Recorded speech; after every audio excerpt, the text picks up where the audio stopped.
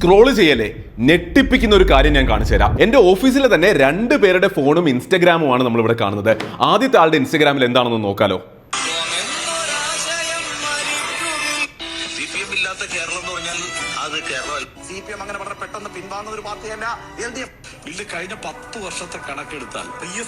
കണ്ടല്ലോ. ഇനി രണ്ടാമത്തെ ആളുടെ ഇൻസ്റ്റഗ്രാമിൽ എന്താണ് കാണുന്നത് നോക്കാലോ.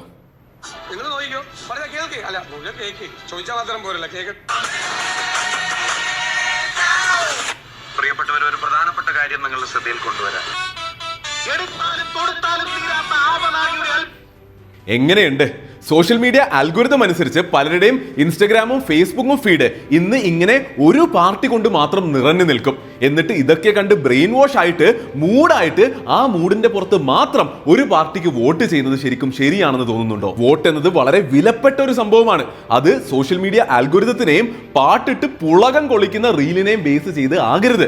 റിയൽ ഫാക്ട്സും ഡേറ്റയും സിസ്റ്റമാറ്റിക് ആയി നോക്കിയിട്ട് മുൻവിധികളില്ലാത്ത ക്ലിയർ ആയ ഇൻഫോംഡ് ആയിട്ടുള്ള വോട്ടാണ് എല്ലാവരും ചെയ്യേണ്ടത്. അപ്പോ അത് എങ്ങനെ ചെയ്യാമെന്ന് പഠിപ്പിച്ചു തരുന്ന how to decide who to vote for എന്ന വീഡിയോ ഞാൻ നാളെ യൂട്യൂബിൽ ഇടുന്നുണ്ട്.